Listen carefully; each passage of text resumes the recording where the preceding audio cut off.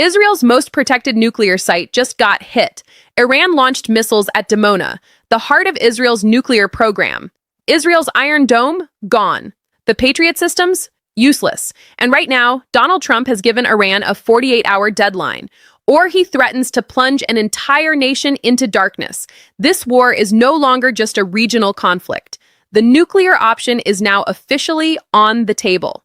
My name is Lauren, and you are watching Frontline Finance Channel, where we cut through the noise and give you the real story behind global events that move markets and impact your financial future. Today, we are covering one of the most dangerous escalations this conflict has seen yet.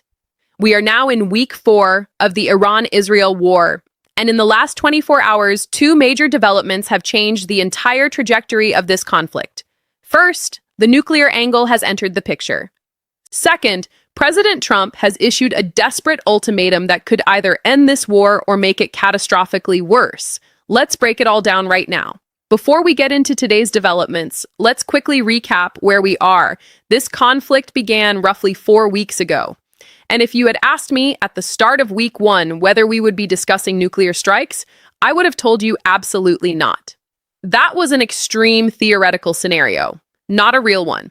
But today, we have to talk about it, because the nuclear angle has moved onto the table.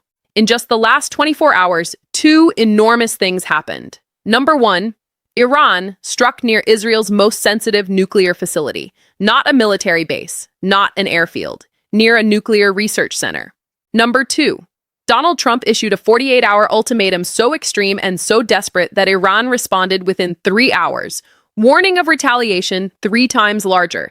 This war is completely out of control. Now let's start with the nuclear story. To be absolutely clear, Iran did not directly strike Israel's nuclear facility.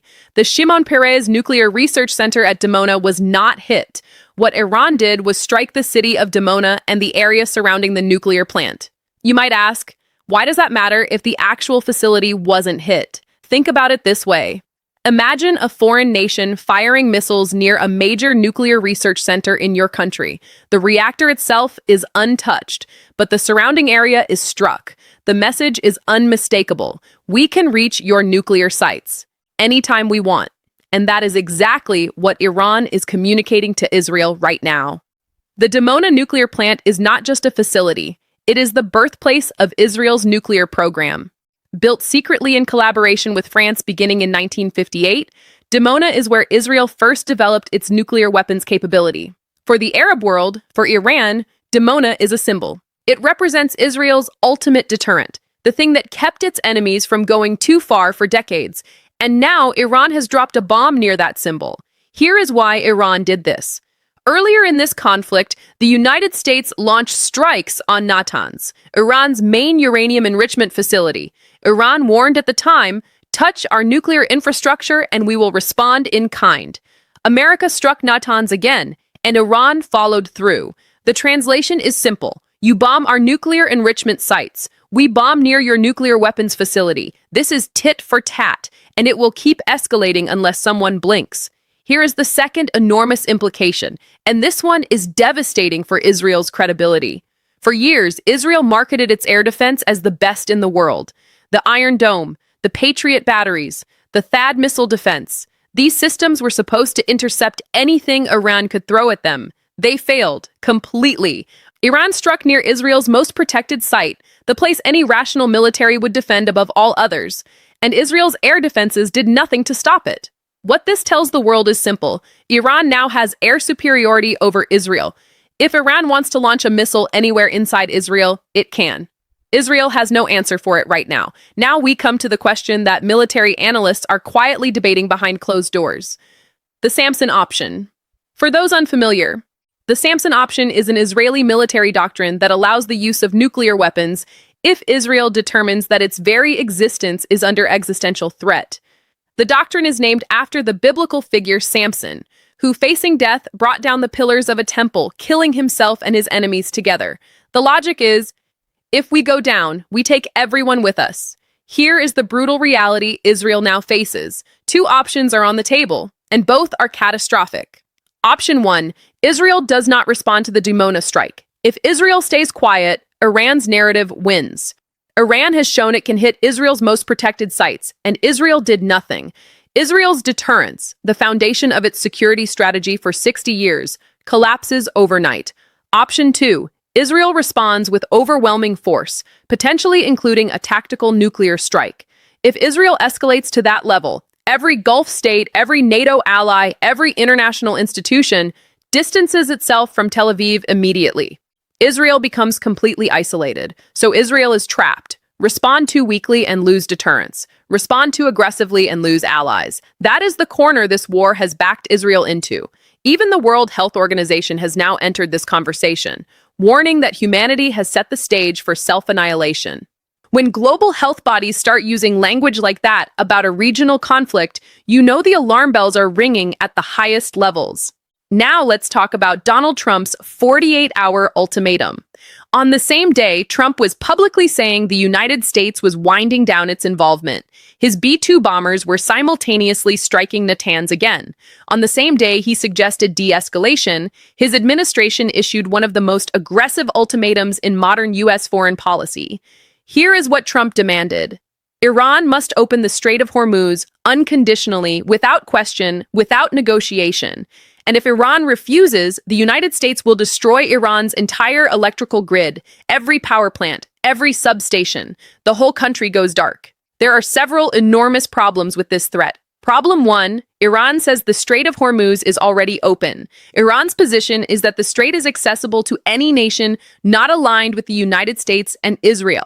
Ships from China, Russia, and neutral nations can pass freely. Only American and Israeli allied vessels are being restricted. So Trump is demanding Iran open something Iran says is already open to most of the world. Problem 2. Destroying Iran's power grid is not as easy as it sounds. Iran has a deliberately decentralized power infrastructure. There are over 400 separate power generation facilities across the country. To truly knock out Iran's electricity, the United States would need to successfully strike all of them simultaneously. Trump's advisors appear not to have gamed this out. Iran did not wait long to respond. Within approximately 3 hours of Trump's ultimatum, Tehran issued a counter-warning. And Iran did not just match the threat, it raised the stakes dramatically.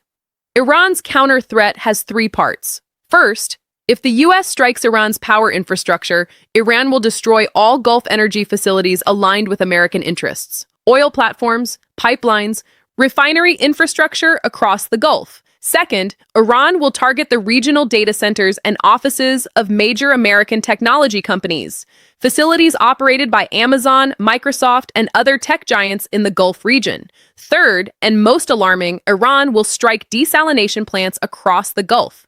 Approximately 90% of drinking water in Gulf nations, Saudi Arabia, UAE, Qatar, Kuwait, Bahrain, comes from desalination plants.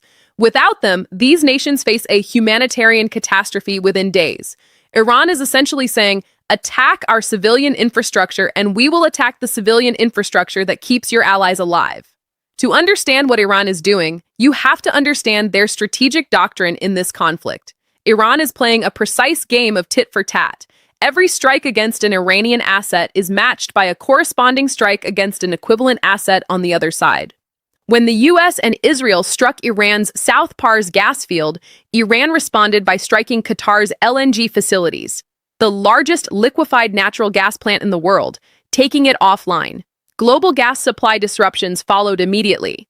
When Natanz was struck, Iran struck near Dimon. Nuclear for nuclear. The doctrine is consistent. It is calculated, and it is working. Here is a critical development that many Western analysts have noted. Throughout much of this conflict, Iran has been operating defensively, absorbing strikes and retaliating proportionately. Ramadan, the Islamic holy month, has now concluded. Multiple analysts believe Iran will use this moment to shift from a defensive posture to a more aggressive offensive strategy. With Israel's air defenses now largely neutralized, Iran has the freedom to operate in ways it could not a month ago.